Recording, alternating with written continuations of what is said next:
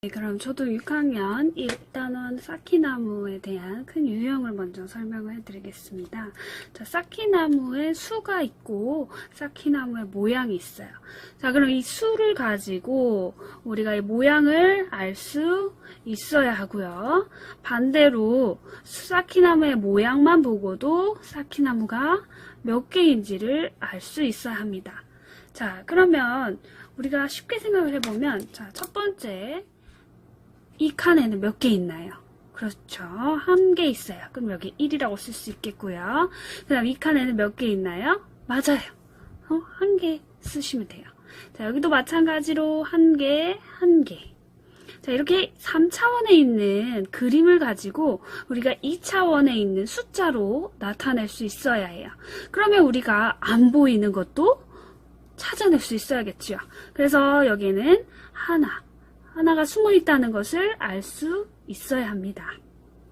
자, 우리 6학년 친구들은 이걸 보일 거예요. 자, 이 숨어 있는 하나를 찾아서 한 개, 두 개, 세 개.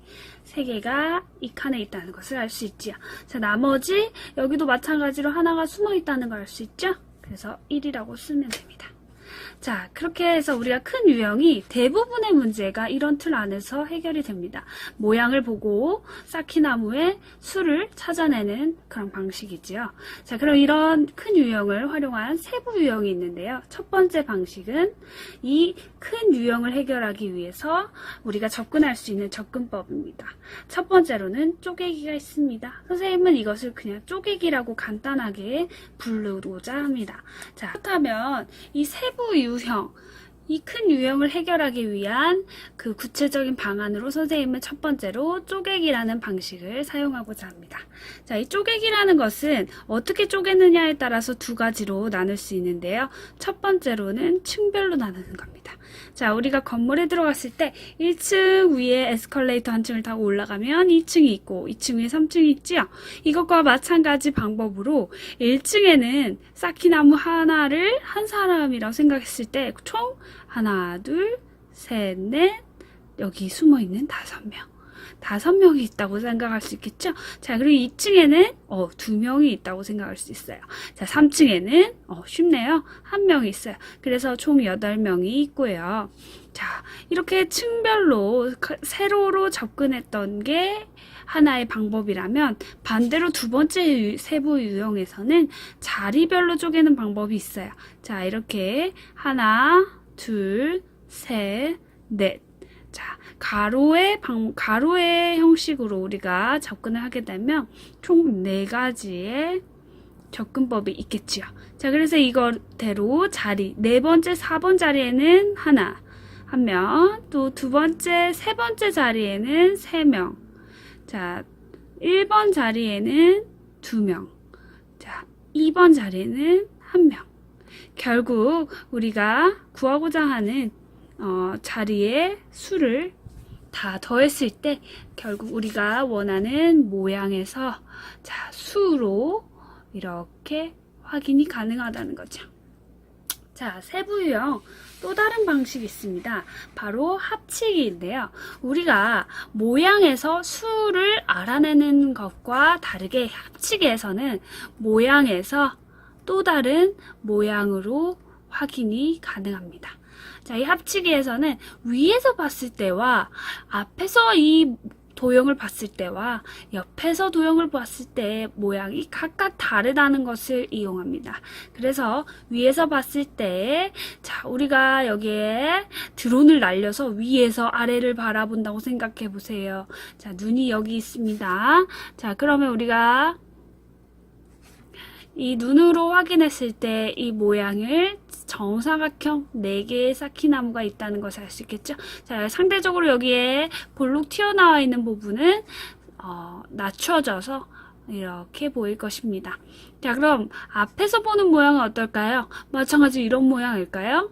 아니죠. 자, 이쪽 하나만 올라와 있기 때문에 자, 이렇게 구분 모양으로 드러날 것입니다. 자, 마지막 옆에 있는 모양도 마찬가지네요. 이번에는 여기 있는 사키나무가 자, 이쪽 옆에서 바라보기 때문에 이렇게 시선을 바라봤을 때 오른쪽에 하나가 튀어나와 있을 것입니다.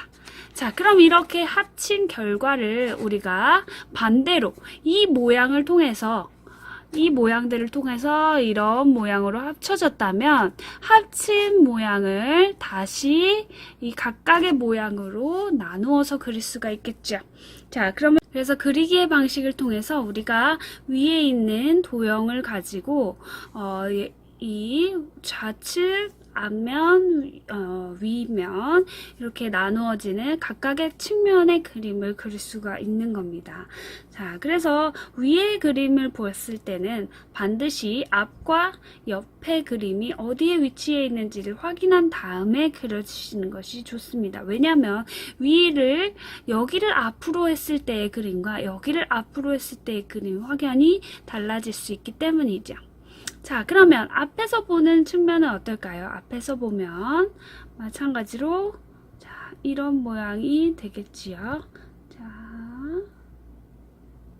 여기에 가장 큰 것부터 그려주는 거야. 2개, 3개, 그 다음 오른쪽에 2개죠. 그 다음 여기 뭐가 숨어 있죠? 자, 맨 왼쪽에 여기 하나가 숨어 있어요. 그 다음 하나가 될 수도 있고 얘는 2개가 될 수도 있다는 것이 우리가 주의해야 될 사항이지요. 자, 그러면 두 번째로 옆으로 보겠습니다. 옆으로 보면 어떤 모양이 될까요? 자, 여기에는 볼록 화면이 축 한 칸씩 들어갔다고 생각하시면 되겠죠? 자, 맨 긴 것부터 그리라고 했으니까 가운데 3칸, 맨 왼쪽에 2칸, 그리고 오른쪽에 2칸이 되겠네요. 자, 그래서 이 3가지의 그림을 가지고 우리는 합치기의 반대, 합치기를 했다면 이번에 두 번째로는 이런 완성된 도형을 가지고 각각의 면을 나누어서 그려보는 그런 시간을 가졌습니다. 자, 그렇다면 이런 쌓기나무의 기본적인 3가지 유형, 합치기, 쪼개기, 그 다음 그리기를 이용해서 우리가 응용을 할 수가 있어요. 첫 번째 응용 방식 뭘까요? 자, 첫 번째 응용은 건널비를 구하는 겁니다. 우리가 쌓기나무의 개수와 모양을 알기 때문에 이것들을 모두 알아야지만 건널비를 구할 수 있어요.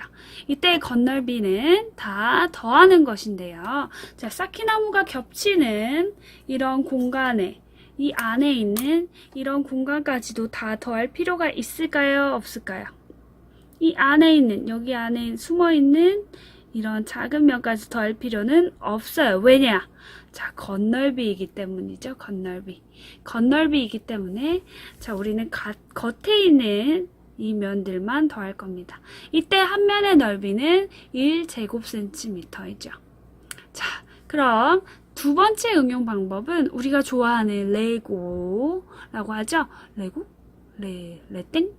자, 이것을 연결 큐브로 만들어서 내가 4개 혹은 8개 혹은 12개, 이건 너무 많겠죠? 자, 이런 개수들을 이용해서 만들 수 있는 경우의 수를 구해보는 겁니다. 자, 그래서 우리가 4개 같은 경우는 굉장히 다양한 모양으로 나올 수가 있어요. 자, 이런 다양한 모양이 있다는 것을 염두에 두고 경우의 수를 구하는 연습까지 한다면 응용 문제에 완전하게 준비가 될 수 있다고 선생님 생각해요. 자, 그럼 이제 다음 시간에는 선생님하고 문제를 직접 풀어보면서 이런 문제들의 유형을 각각 적용해보고 함께 풀어보도록 하겠습니다. 수고하셨습니다.